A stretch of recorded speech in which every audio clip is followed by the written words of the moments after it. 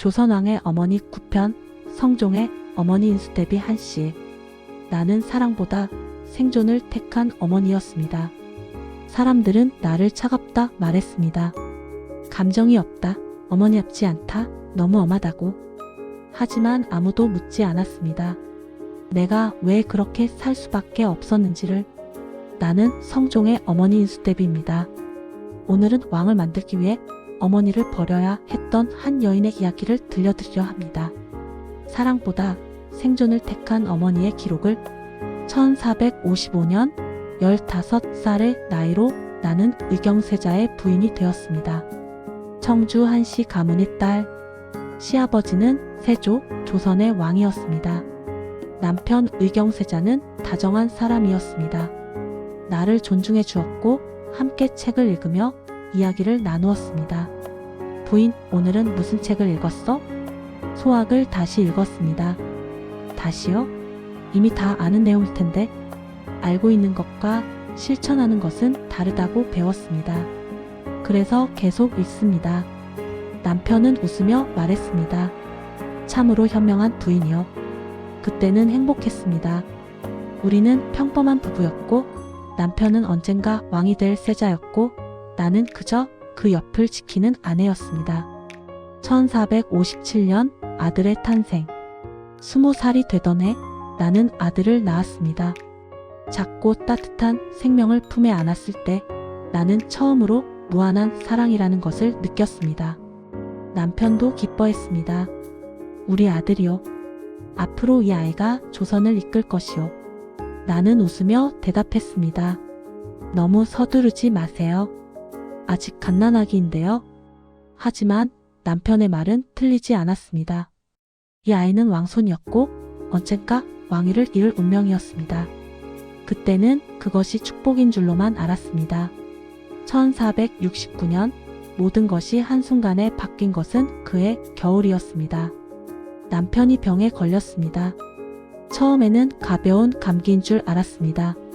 하지만 점점 기침이 심해지고 열이 내리지 않았습니다. 괜찮소, 부인. 곧 나을 것이요. 하지만 남편은 나아지지 않았습니다. 의원들이 궁을 드나들었고 약을 지어 올렸지만 소용이 없었습니다. 1469년 9월 남편은 20살의 나이로 세상을 떠났습니다. 그날 나는 28살의 과부가 되었습니다. 남편의 장례를 치르는 동안 나는 울지 못했습니다. 궁궐 안팎의 시선이 느껴졌습니다. 의경세자가 죽었다. 이제 왕위 계승은 어떻게 되는가? 내 아들 잔루는 겨우 12살이었습니다. 아직 어린아이였습니다. 하지만 왕실에서 나이는 중요하지 않았습니다. 중요한 것은 혈통이었고 잔루는 세조의 적장손이었습니다. 그날 밤 나는 깨달았습니다. 이제 내가 해야 할 일은 슬퍼하는 것이 아니라 아들을 지키는 것이라는 것을. 눈물을 삼켰습니다. 감정을 드러내는 순간 우리는 약점을 보이는 것이었습니다. 그래서 나는 차갑게 살기로 결심했습니다. 남편이 죽은 후 시동생 예종이 왕위에 올랐습니다. 예종은 선한 사람이었지만 병약했습니다. 왕위에 오른 지 1년 만에 돌아가셨습니다. 조정은 혼란에 빠졌습니다. 다음 왕은 누구인가? 대신들의 눈이 내 아들에게로 향했습니다. 13살. 너무 어린 나이였습니다. 하지만 다른 선택지는 없었습니다. 잔루는 세조의 유일한 적장손이었고 정통성이 가장 확실했습니다. 1469년 11월 내 아들은 조선의 13대 왕 성종이 되었습니다. 조정의 대신들은 아이를 이용하려 했습니다. 권력을 잡으려는 자들이 아이 주변을 맴돌았습니다. 나는 알았습니다. 이대로는 아들이 위험하다는 것을. 대비가 된 나는 어머니가 아니라 왕의 후견인으로 서야 했습니다. 전하, 오늘 조정회의에서 어떤 결정을 내리셨습니까? 대신들의 의견을 따랐습니다. 어마마마. 그래서는 안 됩니다. 전하께서는 왕이십니다. 대신들의 의견을 듣되 최종 결정은 전하께서 하셔야 합니다. 아들은 고개를 숙였습니다. 하지만 저는 아직 어리고 잘 모릅니다. 그래서 배워야 합니다. 지금부터 제가 가르치겠습니다. 그날부터 나는 아들을 교육하기 시작했습니다. 나는 아들에게 엄격했습니다.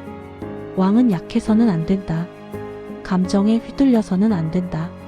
신하를 믿되 의심하라. 밤늦게까지 공부를 시켰습니다. 경서를 읽고 역사를 배우고 통치의 방법을 익히게 했습니다. 조금이라도 실수하면 차갑게 꾸짖었습니다.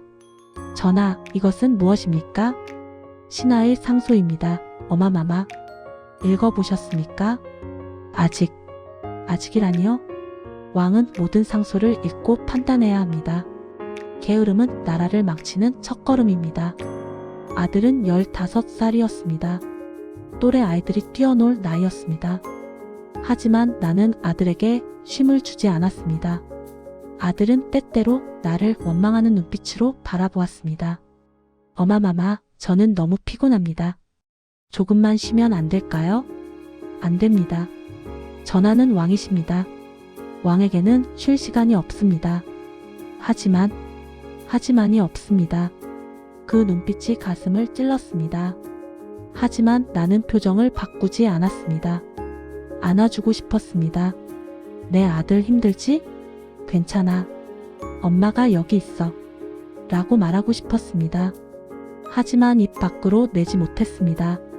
어머니의 따뜻함은 약점이 됩니다. 왕에게는 약점이 있어서는 안 됩니다. 이것이 너를 지키는 유일한 방법이다. 아들은 이해하지 못했을 것입니다.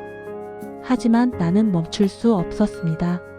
밤마다 나는 아들의 처소 앞을 지나갔습니다. 불빛이 새벽까지 켜져 있었습니다. 아들이 아직도 공부하고 있다는 뜻이었습니다. 문을 열고 들어가고 싶었습니다. 그만 자거라. 내일 또 하면 된다. 하지만 그러지 못했습니다.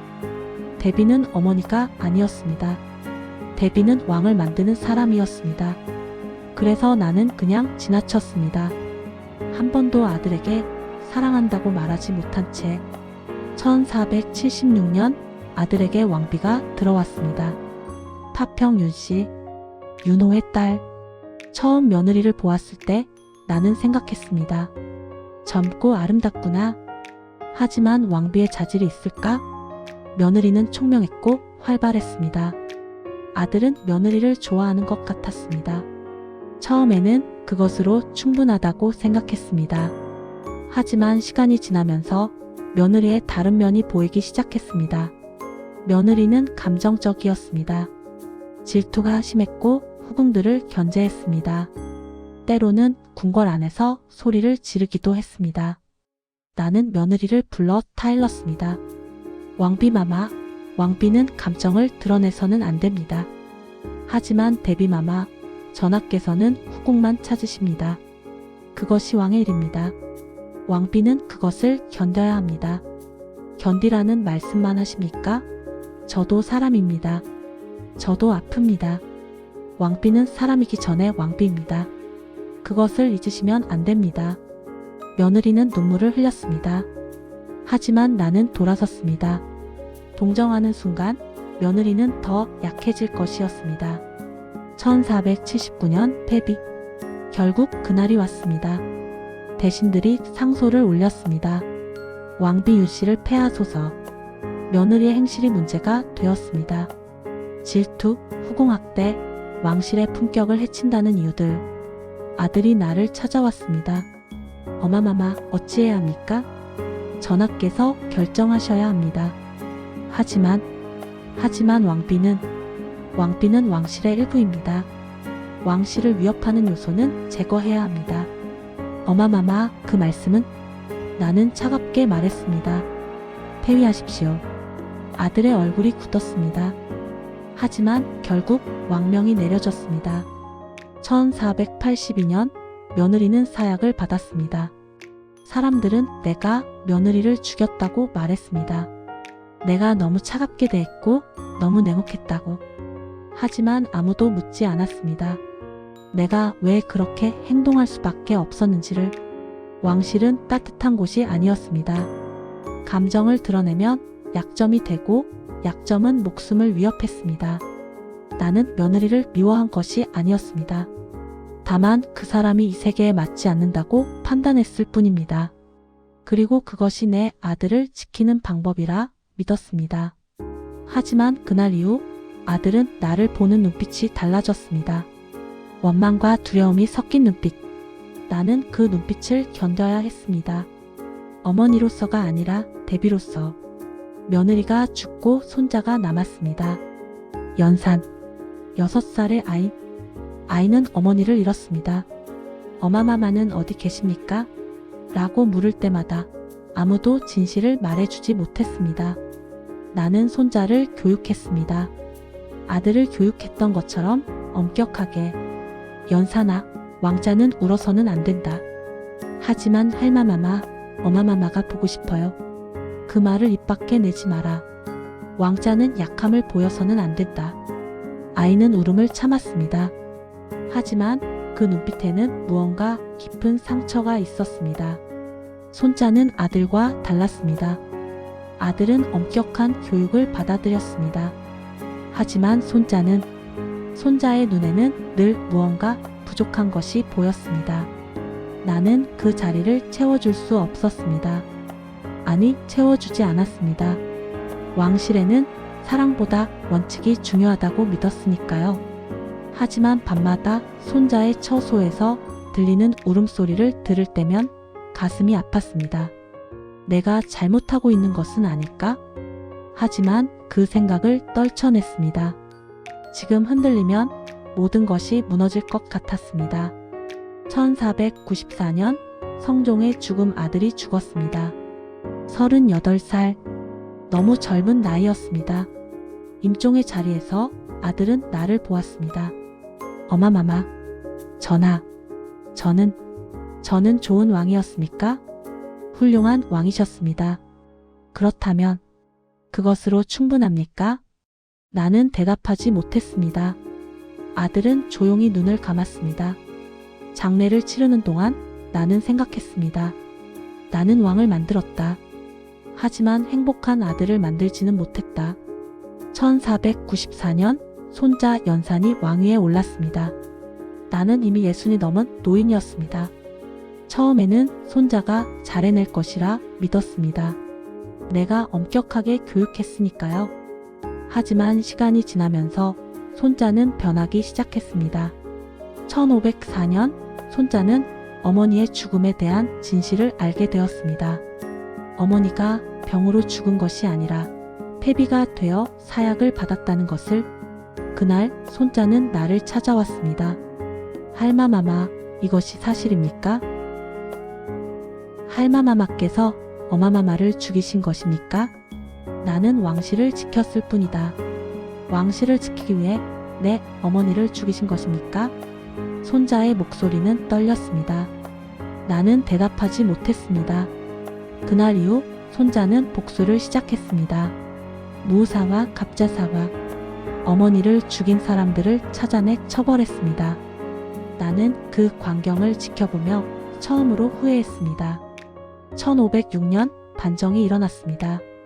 손자는 왕좌에서 끌려 내려왔습니다. 나는 그때 이미 세상을 떠나기 직전이었습니다. 마지막 순간 나는 생각했습니다. 내가 옳다고 믿었던 선택들이 정말 옳았는가? 아들은 성군이 되었습니다. 하지만 행복했을까요? 손자는 폭군이 되었습니다. 그것은 내 잘못일까요? 나는 인수대비입니다. 성종의 어머니였고 연산군의 할머니였습니다. 사람들은 나를 차가운 대비라 기억합니다. 그리고 그것은 틀린 말이 아닙니다. 나는 차갑게 살았습니다. 감정을 드러내지 않았고 사랑을 보이지 않았고 냉철하게 판단했습니다. 하지만 그것이 내가 선택할 수 있는 유일한 방법이었습니다. 왕실에서 아들을 지키는 유일한 길이 그것이라고 믿었습니다. 내 아들 성종은 성군이 되었습니다. 그것은 내 교육이 옳았다는 증거일까요?